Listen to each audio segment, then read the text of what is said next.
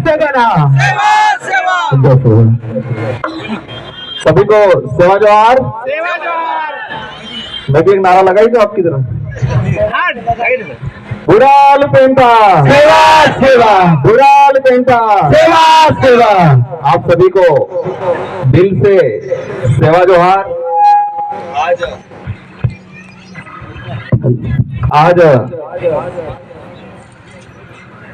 छत्तीसगढ़ राज्य के अंदर इस आदिवासी बाहुल्य क्षेत्र कोंडागांव जिले के अंदर आप सभी ने मेरा और हमारे समस्त साथियों का दिल से जो स्वागत किया गया और आपने प्राकृतिक पूजा पद्धति और प्रकृति से जुड़े हुए ये माला, इन मालाओं के द्वारा जो दिल से स्वागत किया, इसके लिए मैं आप सभी को और राजस्थान की धरती की तरफ से और पूरे देश के आदिवासियों की तरफ से धन्यवाद देना चाहूंगा। लगभग सभी साथी परिचित होंगे, सभी ने कहीं न कहीं न्यूज चैनल के माध्यम से, सोशल मीडिया के माध्यम से मेरे बारे में कुछ जाना होगा। और मैं मेरा वक्तव्य शुरू करने से पहले हमारे देश के अंदर, इस देश को आजादी दिलाने में महत्वपूर्ण भूमिका निभाने वाले इस इलाके के महापुरुष, साथ ही बिरसा मुंडा, जयपाल सिंह मुंडा, भीमराव अम्बेडकर जी, उनको नमन करना चाहूंगा, जिन्होंने राजा रजवाड़ों से, अंग्रेजों से, मुगलों से हमारे समुदाय के लिए, जल जंगल जमीन के लिए और इस आजादी के लिए लड़ाई लड़ी और हमारा देश आजाद हुआ। और आजाद भारत के अंदर भी हमारे समुदाय के कई सामाजिक संगठन के लोग, जिन्होंने आजाद भारत में कोई भी सरकार रही हो, उन सरकारों से आदिवासी समुदाय के संवैधानिक अधिकार को लेके, आदिवासी समुदाय के हक अधिकार को लेके, जल जंगल जमीन को लेके जिन्होंने लड़ाइयां लड़ी और जो शहीद हुए, उनको भी नमन करना चाहूंगा। साथ ही हमारे इस मंच पे विराजमान भारत आदिवासी पार्टी से, हमारे मध्य प्रदेश से राष्ट्रीय उपाध्यक्ष, यहाँ के राष्ट्रीय सदस्य भाई सोले जी, साथ ही अन्य हमारे समस्त सामाजिक संगठनों के पदाधिकारी और कोंडागांव से इस गायता जोहरानी पर्व माझी आटगांव के समस्त युवा साथी, बड़े बुजुर्ग, हमारी माताएं बहनें, नारी शक्ति, आप सभी को तहे दिल से धन्यवाद देना चाहूंगा, जोहार करना चाहूंगा। मेरे इससे पहले मैं आया था इस इलाके में जब मैं विधायक था, और मुझे मेरे 84 की जनता ने 2 बार विधायक बनाया और तीसरी बार मुझे सांसद चुन के भेजा। साथियों, आज ये जो पर्व है, ये पर्व पूरे देश में मनाया जाता है। तरीका अलग जरूर हो सकता है, उसका नाम जरूर अलग हो सकता है, लेकिन ये जो जिस भावना से, जिस उद्देश्य से ये जो पर्व मनाया जा रहा है, ये पर्व छत्तीसगढ़ अकेले राज्य में नहीं, ये भारत देश के प्रत्येक राज्य में जहां आदिवासी समुदाय हैं, जो अपने संस्कृति को नहीं भूला है, वो हर इलाके में मनाया जाता है। हमारे इलाके में भी मनाया जाता है। जो पहली फसल होती है और फसल पकने के बाद हमारे घर में ले जाने और हमारे खाने से पहले हमारा समुदाय हमारे पूर्वजों को, हमारे कुल देवताओं को, देवी देवताओं को पहले पूजता है और एक पर्व के थ्रू पूजता है। पूजने के बाद देवी देवताओं को भोग चढ़ाने के बाद ये अनाज ग्रहण करता है। ये परंपरा पूरे देश के आदिवासियों के अंदर है और इसको बरकरार रखना है हमारे, क्योंकि यही हमारी पहचान है, आदिवासियत की पहचान है। कई लोग पढ़े लिखे हो जाने के बाद ये बोलते हैं कि ये परंपरा जो है, क्या मतलब है, यूं सोचते हैं कई लोग कहते हैं कि पुराने जमाने की बात है, जो पढ़ लिख के अधिकारी या नेता बन गए, ये तो पुराना मामला है, इसको छोड़ना चाहिए भी कहते हैं कई लोग। लेकिन मेरा क्या मानना है कि जो ऐसा बोलते हैं उनको इस काबिल बनाने में सबसे बड़ा रोल इस संस्कृति का है। अगर ये संस्कृति, ये परंपरा नहीं होती तो आदिवासी की पहचान नहीं होती, और आदिवासी की पहचान नहीं होती तो आदिवासी समुदाय का सर्टिफिकेट नहीं मिलता, और सर्टिफिकेट नहीं मिलता तो वो अधिकारी नहीं बनता, और मैं सांसद भी नहीं बनता। तो ये हमारी एक ताकत है, हमारी जो परंपरा, हमारी ये पूजा पद्धति, वो हमारी एक सबसे बड़ी ताकत है। हर समुदाय अपनी पहचान के लिए तरसता है, पहचान बनाने में तरसता है, लेकिन हमारे पूर्वजों ने हमारी इतनी पहचान बना के गए हैं, इतनी छाप छोड़ के गए हैं कि हमें नया कुछ नहीं करना है, सिर्फ उसका संरक्षण करना है। क्या करना है? संरक्षण करना है, उसको जीवित रखना है, उसको जीवित रखना है और आने वाली पीढ़ी को सिखाना है। हमारी जो परंपरा हजारों सालों से है, ये जो परंपरा, ये जो रीति रिवाज 100, 200, 500 सालों से नहीं, ये रीति रिवाज हजारों सालों से है।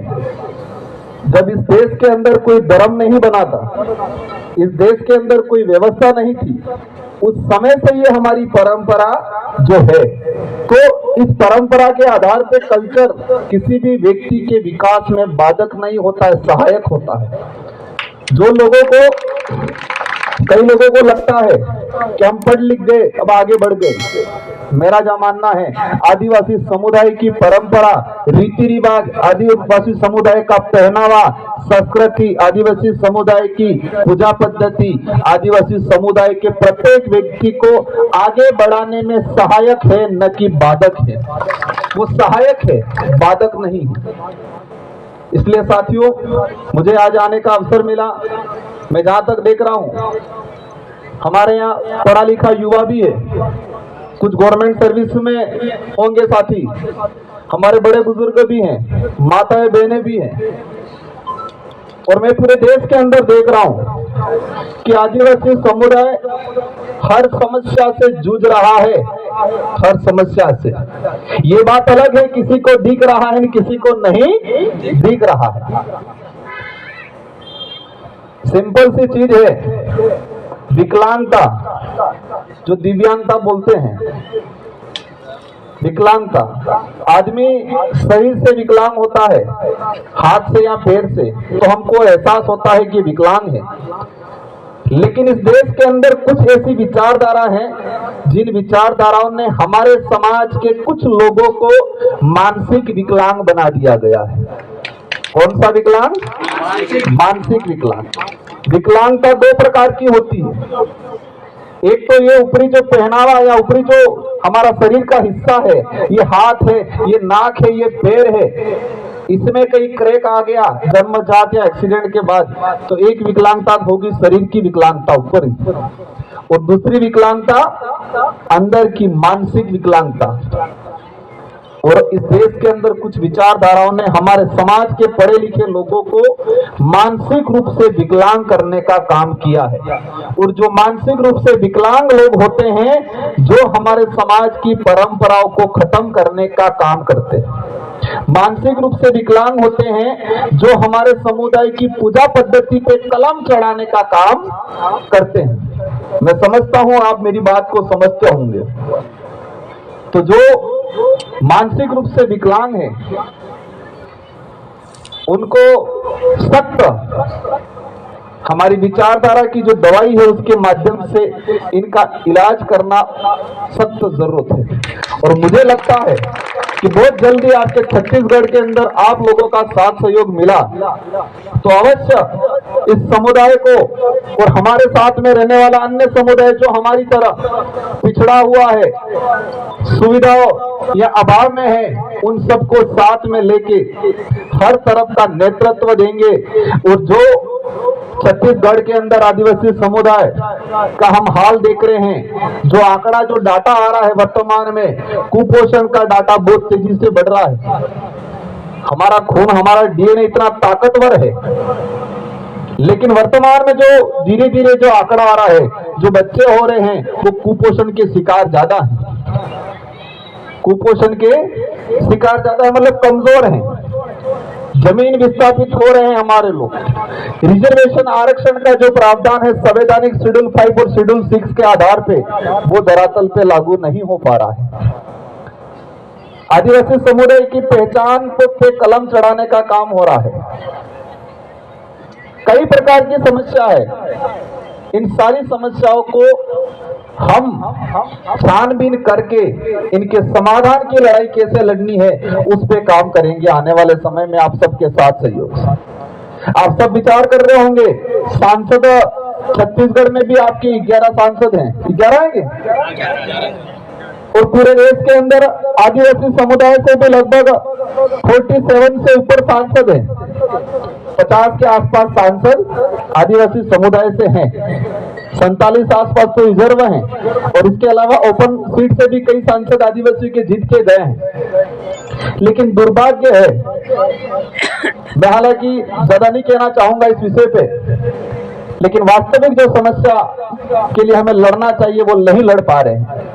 मैं एक ही क्यों आया हूं, क्योंकि मेरी विचारधारा ही वही है कि आदिवासी के लिए लड़ना, आदिवासी के लिए लड़ना, आने वाली पीढ़ी के लिए लड़ना और इस देश के संवैधानिक अधिकारों को धरातल पे लागू करने के लिए लड़ना।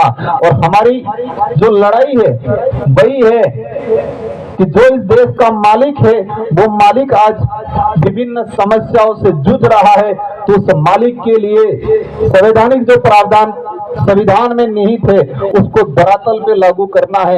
यही लड़ाई, यही मुहिम लेके हम लोग निकले हुए हैं। तो मैं आज यहाँ पर आया हूँ,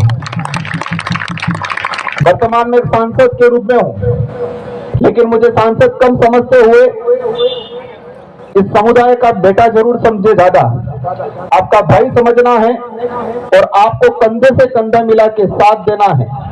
हमें वैचारिक लड़ाई लड़ने की सख्त जरूरत है।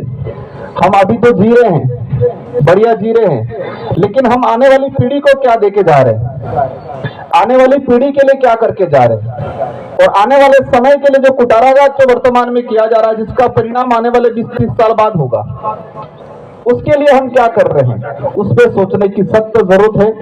इन्हीं शब्दों के साथ आप सभी को तहे दिल से धन्यवाद। और कल कार्यक्रम रखा गया है मांडली में, माकड़ी में, तो जितने जो नजदीक साथी हैं आप सभी को पहुंचना है। कोशिश करूंगा कि हमारे देश के और साथ ही छत्तीसगढ़ के इस इलाके की जो समस्या है उन सारी समस्याओं पे और उस समस्या का समाधान किस रास्ते पे कर सकते हैं, इन सभी विषय पे अपन चर्चा करेंगे। हमें एकजुट होने की जरूरत है। अगर एकजुट नहीं हुए तो समस्या आने वाली है बहुत। हमारे हमारे पूर्वज और वर्तमान जो बड़े बुजुर्ग लोग हैं, जंगल में जाते हैं तो लकड़ी का एक गुच्छा बनाते हैं, या फिर हम सिंगल सा चीज देखते हैं कि छोटी छोटी लकड़ियों का भी एक झुंड बनाते हैं तो उसको तोड़ नहीं सकते, लेकिन एक एक लकड़ी अगर निकाल के तोड़ेंगे तो वो लकड़ी टूट जाएगी। तो वही देश में हो रहा है। जब छत्तीसगढ़ के इस इलाके में, बस्तर इलाके में कोई समस्या आ रही है तो राजस्थान, मध्य प्रदेश के आदिवासियों को भी बोलने की सख्त जरूरत है। और वहां पर समस्या आ रही है तो यहाँ का आदिवासी समुदाय के लोगों को भी बोलने की जरूरत है। इससे देश में ये मैसेज जाएगा कि देश का आदिवासी समुदाय एकजुट है और एकजुट होने की जरूरत है। और आदिवासी समुदाय अगर एकजुट होता है तो किसी के पेट में मरोड़े पड़ने नहीं चाहिए। इसलिए आप सभी को पुनः इस गायता जोहारनी पर्व पर हमारे पूर्वजों को नमन, बड़ा देव को नमन, साथ ही इस देश में आदिवासी समुदाय के हक अधिकार के लड़े इन शहीदों को नमन। और आप सबको सेवा जोहार। और मैं उम्मीद करूंगा कि मेरी बात को सुना होगा, समझा होगा और अपने जीवन में आसपास के लोगों में, परिवार में इस बात का अमल में लाएं और हम सब मिलके, वर्तमान में हम तो जिंदा तो रहना है, लेकिन आने वाली पीढ़ी के लिए क्या करके जाना है उस पर ज्यादा सोचना है। वर्तमान में जिंदा रहना है, सुख सुविधा अर्जित करनी है, उस पर कम सोचते हुए आने वाली पीढ़ी के लिए कितना बेहतर कर सकते हैं, इस विषय पे ज्यादा सोच के काम करने की सख्त जरूरत है। इन्हीं शब्दों के साथ आप सबको तहे दिल से धन्यवाद। जय जोहर का नारा है, जय जोहर का नारा है। आप सबको धन्यवाद, आभार, सेवा जोहार। जय भारत, जय संविधान। बहुत बहुत सेवावान